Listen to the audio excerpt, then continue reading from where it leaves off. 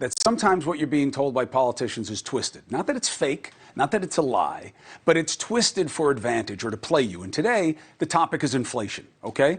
8.2% in the U.S. compared to 5.39% at this time last year. It's real, it's high, it's leading to rising costs, rising interest rates that will slow home purchasing and some education lending. Now, since July, inflation has popped as a concern for voters.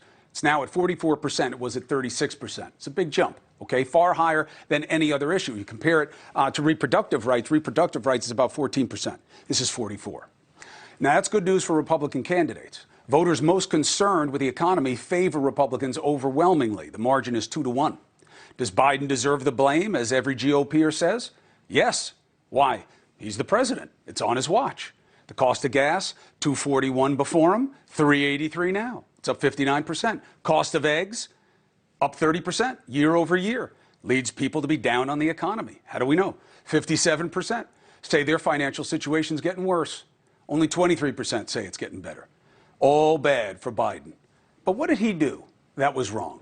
Well, he was president at the time. Okay, that can be enough in politics, but is it enough for you in terms of your analysis? He forced too much money into the economy and spent too much on programs. That's the GOP argument. That's why there is inflation, they say. The problem is that the political argument is not close to the whole story. And the rest matters if you want to see what went wrong and what the fix is.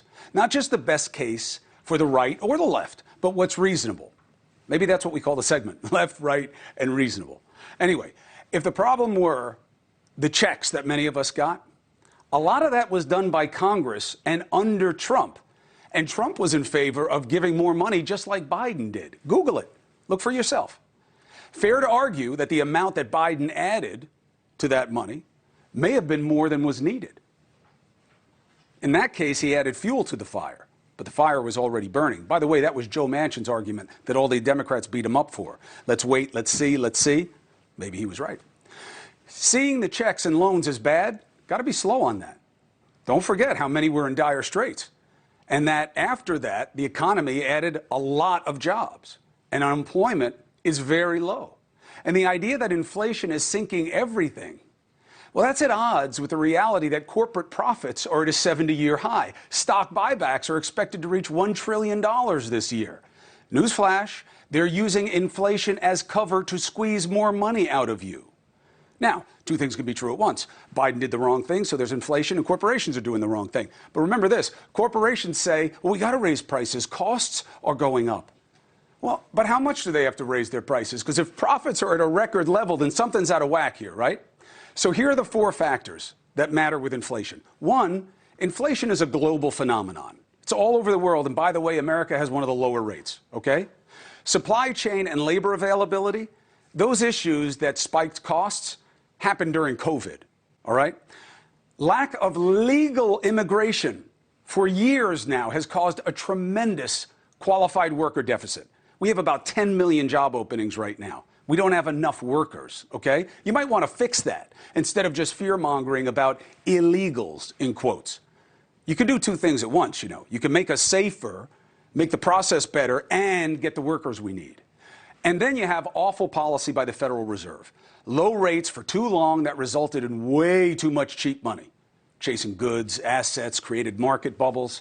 The Fed didn't raise rates or stop quantitative easing. You can look that up. But until inflation had already ripped through the economy. All right?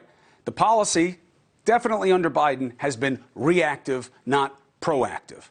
Biden deserves criticism for that. It's his watch. But so does Trump, because he was all over the Fed to keep rates low.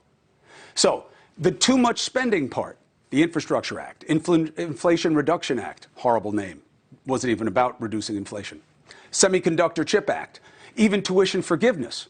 The focus should be on cutting costs of colleges. Go after the colleges for why they're so expensive.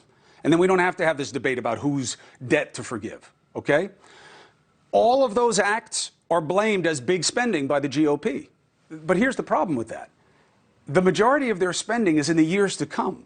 So they're not impacting current inflation. Another factor that may cause an eye roll for some, but ask suppliers, crop yields have been uneven and disappointing. Flooding, droughts, low water levels in the Mississippi. So low, cargo has to be decreased.